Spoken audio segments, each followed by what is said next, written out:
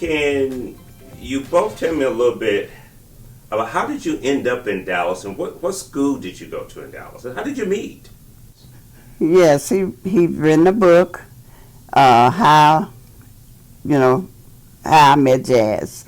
That's the topic of the book, and we were really proud of him. I'm in that book. Yeah. You are too. Yes. Mm-hmm. But on his experiences and things that he did, a lot of things are in that book. We do have the book here, and one of the books I bought for his birthday too. I said, you should be the one to have the first book. And he talked about just his life, different people in there, how he met jazz. But a lot of people ask me and you, well, do y'all play instruments? Oh, no. I played a little clarinet, not a little horn, but no musical training. I have no musical experience as far as playing a horn or anything. That's all Jason and his teachers. I don't know. Yeah, his teachers inspired him, and we had nothing to do with that but supply him with what he needed. That's it. But then it really all, with meeting and dating and seeing each other again,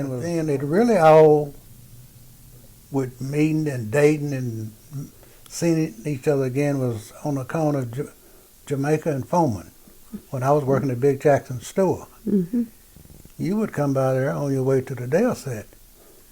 That was a theater. Yeah, that's a theater. Uh-huh. Most people don't know about that now, but it was on 2nd Avenue. Uh-huh. Yeah. And we met, got married in 65, 5 kids. Right. And I think around 15 grandchildren. Yeah, about that. Yeah. We didn't mention him. Jason is a baby. Most people don't know or don't realize we learned at an early age that Jason was legally blind. That's right. In the right eye. In his right eye. But we never did let that be a problem with him. But of course now, I didn't want him playing football. He couldn't play football. He couldn't play baseball. He did play basketball. So that's when he picked that horn up. And one thing about Jason, he has multiple talents, not just the saxophone. He plays a lot of instruments. He can play piano, drums, clarinet, anything that's almost an instrument, musical instrument. He's going to try playing it. Jason started out in clarinet, mm-hmm. and then he picked up the saxophone. And I bought his first saxophone for him from Big D Pawn Shop. It's true. Sylvester Wallace came by one day and talked to him and said, look, we need to get that boy another horn. Mm-hmm. I said, well, we can do that. But Jason had a bad habit. To me, it's a bad habit. He played saxophone sitting in the bathroom, sitting on the toilet. That's where he would practice. So I got together and went to the neighbors and asked them, was that bothering them? Oh, they enjoyed it. And they had only one complaint. They said he never finishes a song. But he was practicing, so. What he would do. He would go out in the hallway and play with those Matchbox cars. Yeah. The little cars I made him he would make out of matchboxes. And the teacher would call and said, you know, I don't know, Jason is out of the classroom. And I would say, well, did he finish the test? And she said, yeah. But he's bored. I say he's bored because he's thinking of something else to do. And something else he would do. He always had some little gimmick. He would say, Daddy, I want you to take these pennies, to work with you and bend them. Just smash them up. And he would take them to school and sell them. I said, that makes no sense. He says, I can get 3 pennies for them. I'm going to smash up 1 penny, and you're going to get 3 cents for them. Yes, this boy wants to buy them. So I would do it. Yeah, he was like that. I tell you, I remember the incident when Spud Webb came to Pearl C. Anderson. Yeah, you want a T-shirt or something? Yeah, Spud Webb was a basketball player. Yeah. And he gave Jason a T-shirt. And there was a little boy there that, you remember? Yeah. That he cried and cried, and he wanted that T-shirt. And Jason has always been like that. If he have something that somebody else want, he give it away. Even one of his horns one day. Yeah. So, anything that he had, he would share it. That's the way he was. If it was his last, he would give it. Yeah. And, we would ask him, where's that coat you had? Oh, it was a little boy at school, and he was cold, and I gave it to him. And so he kept us going, all I can say. But he picked up a habit where we would go out and pick up aluminum cans. Mm-hmm. And he would say, Daddy, stop and get me a chocolate milk and a banana. That was his favorite. That was his favorite, chocolate milk and banana. And we'd go up and down 2nd Avenue picking up cans. Mm-hmm. Well, we had cans in the backyard, and somebody came in the backyard and stole Jason's cans. That was the end of the can picking up. He said, no more can picking up. Somebody stole my cans. Absolutely.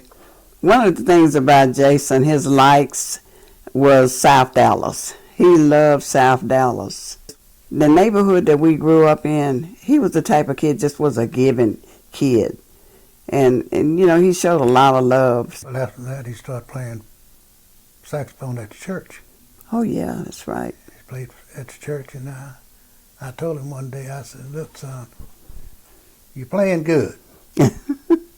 I said, but when you make them old sisters kind of pat them feet and stand up, I said, you got it then. I said, you don't have it till you do that.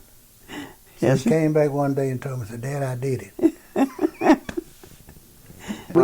He's not just being crazy, he's just being cool. That's the way he is.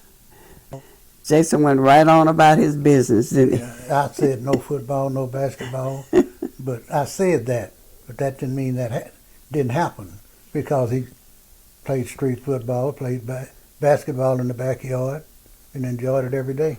And, moreover, he drive a car. Oh, yeah. So we were the ones that's mostly nervous, Yeah. but we didn't let him see that. But nothing seemed to bother him. And if you see him now, he's always in an upbeat mood. And that horn, he came on one day and said, Dad, I want you to paint my horn black. So I took the horn to work with me and tore that horn down completely. Painted it black, Mm-hmm. put it back together, and took it to the horn shop and had them repad it. Mm-hmm. And that's why it's painted black right today. Mm-hmm. Mm-hmm. He went out on weekends and played the saxophone at different little areas, downtown Dallas, West End. Mm-hmm. And he would come back, and I would be worried about him taking a test. And Jason would go in and get up that morning and go take the test like it was nothing. You never know about Jason. He just don't stop. Yeah, but one of his band directors told him he was more suited for clarinet than saxophone. Was that Mr. Wallace? I think Mr. Hill Okay. told him he need to stick with clarinets. Oh, that challenged him. That just didn't work. He went and got that big saxophone, and that's what he played right today. They said his hand wasn't big enough, so he moved his fingers fast and still played it. Never tell him what he can't do Don't now. tell him what he can't do. Now, that's a challenge for him. Who's the Mr. leader? Fisher. Oh, yeah, He was Mr. left out, Fisher. Mr. Fisher over at Lincoln. Oh, my God, Yeah. yeah. But I don't know if Dean Hill came to any of the cookouts. Mr. Fisher. Mr. Fisher did. And one of them, I don't really want to, I shouldn't say anything about it. No, but, go ahead. I'll put it this way. Some of the grades wasn't quite coming up. I'll put it that way. And it wasn't a band teacher, but it was a teacher. Some of the grades wasn't coming up, and I cooked some barbecue. Hmm. And everything was all right after that. Well, you are a good barbecue cooker. You really are. The teacher told him, says, I heard your dad loved barbecue, and I love to eat. So I fixed those grades. And Mr. Fisher was one of the, Norman Fisher. he was the one that's in that book mostly about how he met jazz. He had an interest in Jason, and Jason excelled. Well, Jason had a little tune he would play every morning in the band room. Every morning he played this little tune in the band room. And is it Pastor Wallace? He is a pastor He's now. a pastor now. Yes. And then Dean Hill. What impact that you know did either or both have on his life? Great. A great impact. All of them. I mean, they were great mentors, and they motivated him to excel. So they have a great impact in his life. Are you in connection with any of these people today still? My husband, not me, no, but I'm aware of them. Of all the people, I don't want to go there.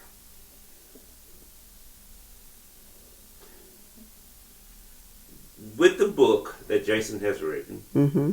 and with all the people that he's met in his life and all the different stories, Mm-hmm. what's your favorite part of the book? And then what's your favorite song that he plays?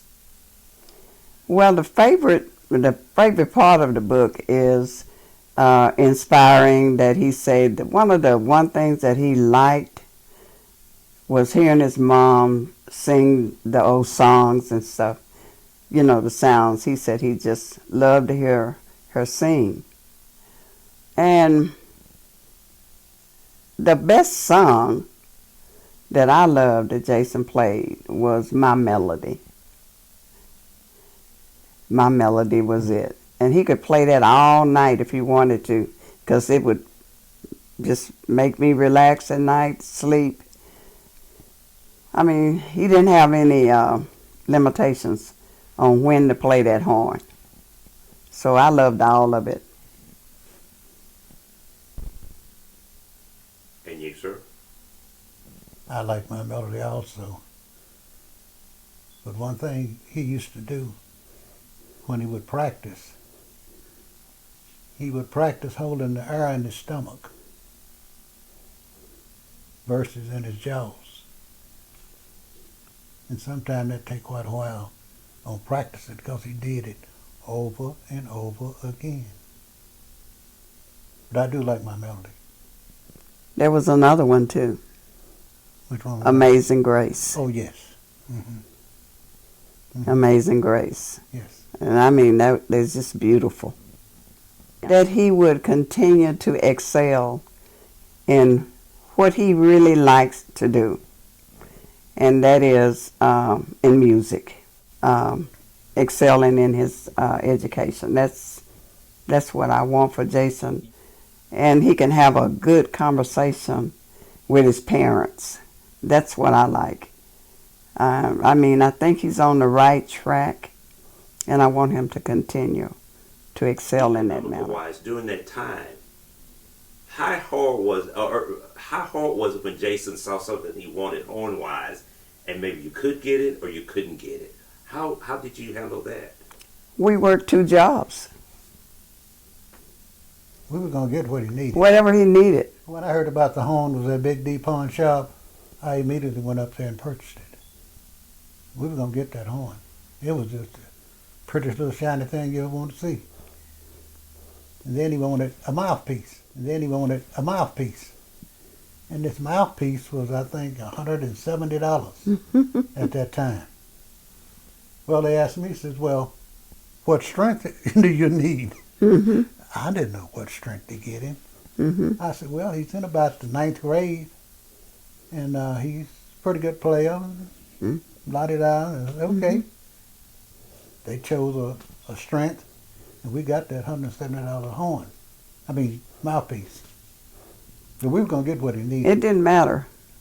It didn't matter because we were so proud of him, and this was a thing that he was good in, and that it would make him feel better about himself. One thing, whatever he wanted that was going to make him excel in the musical field, we did it.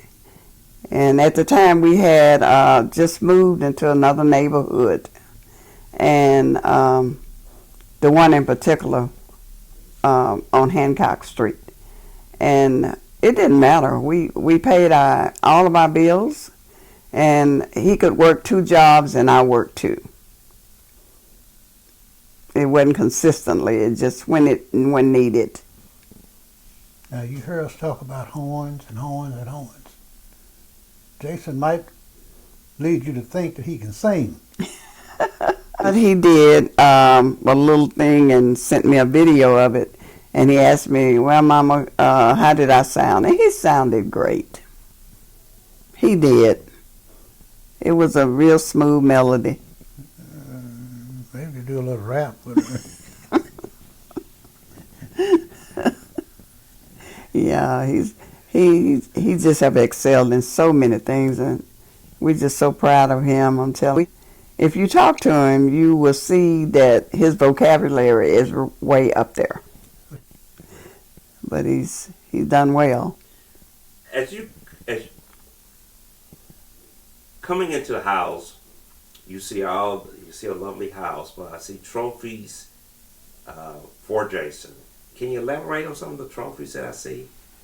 My husband was a parent for school. Back in 89, 86. But, of course, now that's not all of them.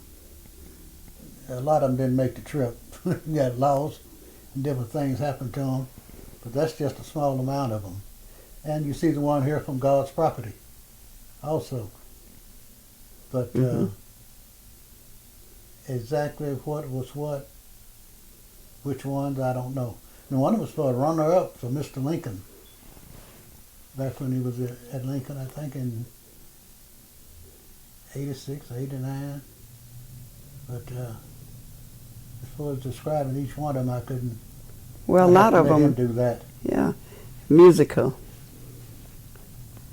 He was awarded for a lot of musical things that he did. But Jason, he always wanted to win. He had that attitude, wanting to win. So a lot of them was he worked real hard and achieved those instruments there that we have there. Looking at Jason was standing right here. Mm-hmm. That little boy with that first horn. What would you look at him and tell him right now? Don't stop. I'd call him JC, and I would say, keep doing what you're doing, Mm-hmm. and don't slow down. Really proud of him. And I want him to keep achieving. And as I said before, I want him to keep applying himself for more education and keep moving. Mm-hmm. Yeah. That is one of the things. He has a lot of empathy, and he has a lot of compassion. To be a little kid, when he was a little kid, he had all of those things, and he still have that. And so I just want him to just achieve the goal that he's looking for. I always tell him, you haven't been discovered yet. You just haven't been discovered yet, because he is just amazing. Amazing. So I just want him to keep going. Don't stop. I would say to him, thumbs up and keep on going. Yeah, it's good.